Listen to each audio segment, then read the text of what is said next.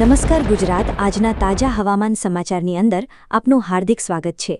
ગુજરાત રાજ્યમાં આજે તારીખ થઈ છે 9 જુલાઈ અને વાર થયો છે ગુરુવાર। મિત્રો આજે તમને હવામાન સમાચાર જણાવીએ તો દક્ષિણ ગુજરાતના જિલ્લાઓની અંદર અને સૌરાષ્ટ્રના જિલ્લાઓની અંદર જે વરસાદ પડ્યો છે હવે લાંબા વિરામની રાહ જોવી પડશે, કારણ કે અરબ સાગરમાં બનેલી જે સિસ્ટમ હતી એ હવે નબળી પડી છે અને આ સિસ્ટમના કારણે સૌરાષ્ટ્રના, દક્ષિણ ગુજરાતના અને મધ્ય ગુજરાતના જે જિલ્લાઓ છે ત્યાં વરસાદ જોવા મળી રહ્યો હતો। અત્યાર સુધી ઘણા બધા જિલ્લાઓની અંદર વરસાદે ભૂકા બોલાવ્યા છે। હવે મિત્રો દક્ષિણ ગુજરાત અને સૌરાષ્ટ્રના જે જિલ્લાઓની અંદર વરસાદ પડ્યો તેની અસર ઉત્તર ગુજરાત અને મધ્ય પૂર્વ ગુજરાતના જિલ્લાઓની અંદર થશે, એટલે કે અમદાવાદ, વલસાડ તેમજ જે દિશા લાગુના વિસ્તારથી છોટા ઉદેપુર, દાહોદ, ગોધરાના વિસ્તારો સુધી હવે વરસાદી જે માહોલ છે જોવા મળશે। તો આ તરફ લો પ્રેશર સિસ્ટમ હતી એ હવે મિત્રો વેસ્ટર્ન ડિસ્ટર્બન્સમાં ફેરવાની છે। આ સિસ્ટમ હવે પછી ગણતરીની કલાકોની અંદર બંગાળની ખાડીની અંદર પહોંચી છે અને બંગાળની ખાડીની અંદર જે ચક્રવાત ઊભું થઈ રહ્યું છે એ ચક્રવાતના કારણે વાવાઝોડાની આગાહી પણ દર્શાવવામાં આવી રહી છે। તો મિત્રો જાણી લેજો આજના વિડીયોની અંદર શું ખરેખર વાવાઝોડું ગુજરાત રાજ્ય ઉપર અસર પહોંચાડશે કે કેમ। આ સાથે મિત્રો અત્યારે કયા કયા જિલ્લાઓની અંદર વરસાદ પડી રહ્યો છે? દક્ષિણ ગુજરાત, સૌરાષ્ટ્ર અને મધ્ય ગુજરાતના જિલ્લાઓની અંદર વરસાદે તો ભૂકા બોલાવ્યા છે। ચોમાસાના જે છે એ નવા હવામાન સમાચાર મળી રહ્યા છે, પરંતુ હવે કચ્છ લાગુના વિસ્તારથી ઉત્તર ગુજરાતના જે જિલ્લાઓ છે ત્યાં વરસાદ કેવો પડવાનો છે? અત્યારે મિત્રો એક સિસ્ટમ ન્યૂ દિલ્હી અને જે આગ્રા લાગુના વિસ્તારથી લઈ અને ઉત્તર પૂર્વ ભારતના જે વિસ્તારો છે, જે રાજ્યો છે ત્યાં જોવા મળી રહી છે, એટલે કે આ સિસ્ટમની આંખ હવે મધ્ય ભારત તરફ ફરી એક વખત સક્રિય થશે।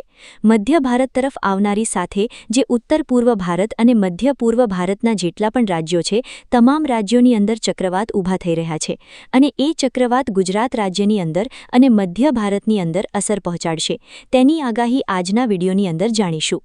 આ સાથે દક્ષિણ ભારતની અંદર અત્યારે ચોમાસાનો શું માહોલ છે, કારણ કે છેલ્લા લાંબા સમયથી આપણે દક્ષિણ ભારતના હવામાન સમાચાર પણ નથી જાણ્યા, તો આજના વિડીયોની અંદર એ જાણીશું।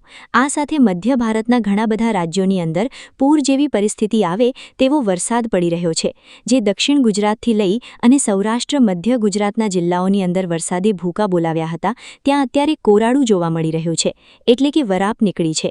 હવે મિત્રો ચોમાસાનો બીજો રાઉન્ડ જે છે એ જુલાઈ મહિનાની અંદર 15 તારીખથી લઈ અને 21 તારીખ સુધી જોવા મળશે અને ત્રીજો રાઉન્ડ 25 તારીખથી લઈ અને 31 જુલાઈ સુધી જોવા મળશે, એટલે કે હવે ગુજરાત રાજ્યની અંદર જુલાઈ મહિનાની અંદર ચોમાસાના વરસાદના મૂળ 2 રાઉન્ડ છે એ જોવા મળવાના છે।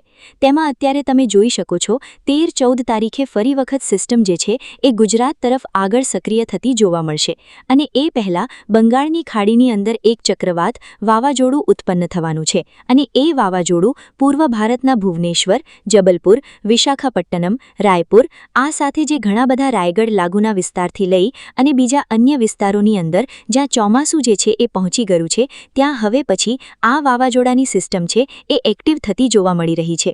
વિવિધ મોડેલોના ભાગરૂપે આપણે આગાહી જોતા હોઈએ છીએ। અંબાલાલ પટેલે પણ આગાહી કરી, પરેશભાઈ ગોસ્વામીએ પણ આગાહી કરી, પરંતુ જે ચક્રવાતી વાવાઝોડું એક ફિલિપાઇન્સ લાગુના વિસ્તારોની અંદર સક્રિય થઈ રહ્યું છે તે તમે જોઈ શકો છો। આ વાવાઝોડું હવે મિત્રો ગણતરીની કલાકોની અંદર તો ફિલિપાઇન્સ, તાઇવાનના દેશોમાં જે છે એ સંકટમોચક સાબિત થશે, પરંતુ તેના પહેલાં આ વાવાઝોડું ક્યાંથી આવ્યું, ક્યાં જવાનું છે એના વિશેના હવામાન સમાચાર જણાવીએ એ પહેલાં જો તમે અમારી આ ગુજરાતની ખબર યુટ્યુબ ચેનલ પર નવા છો તો ચેનલને અત્યારે સબસ્ક્રાઇબ કરી લેજો। તમારા દરેક વોટ્સએપ ગ્રુપ, ફેસબુક ગ્રુપમાં આજનો વિડીયો શેર કરી દેજો અને ખાસ કરીને નીચે લાઇક આપી દેજો આ વિડીયોને, કારણ કે મિત્રો આજના વિડીયોની અંદર 500 લાઇકનો ટાર્ગેટ તમને આપવાનો છે। જો તમે આજના વિડીયોમાં 500 લાઇક કરતાં પણ વધારેની લાઇક અપાવો છો તો તમને આવનારા જે દિવસોની અંદર વરસાદ જે ગુજરાત રાજ્યમાં પડવાનો છે તેના હવામાન સમાચાર સમયસર મળશે। અને આ જે વાવાઝોડું તાઇવાનમાં ઉત્પન્ન થઈ રહ્યું છે આ વાવાઝોડાનો જે ઘેરાવો છે એ તમે જોઈ શકો છો, 500 કિલોમીટરનો ઘેરાવો અને આ કેન્દ્રબિંદુથી ત્રિજ્યા સુધીનું જે અંતર છે એ 500 કિલોમીટર કરતાં વધારે, જેમાં આ વાવાઝોડાના પવનની ગતિ જે છે એ 100 કિલોમીટર પણ વધારેની જે છે દર્શાવવામાં આવી રહી છે। આ વાવાઝોડા વિશેને પણ સમાચાર તમને જણાવીશું।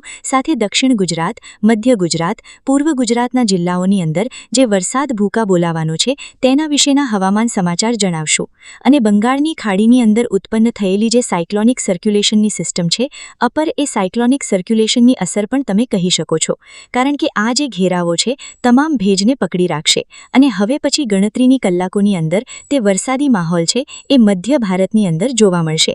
એટલે ગુજરાત તરફ આવનારી સિસ્ટમો જે છે એ ભારેથી અતિભારે રહેવાની શક્યતા ખૂબ વધારે છે. હાલ પૂરતી 3 દિવસનો બ્રેક લાગી શકે છે. 10 તારીખથી લઈ અને 12 તારીખ સુધી ગુજરાતના ઘણા બધા જિલ્લાઓની અંદર વરસાદી વરાપ જોવા મળવાની છે અને આ વરાપની સાથે સાથે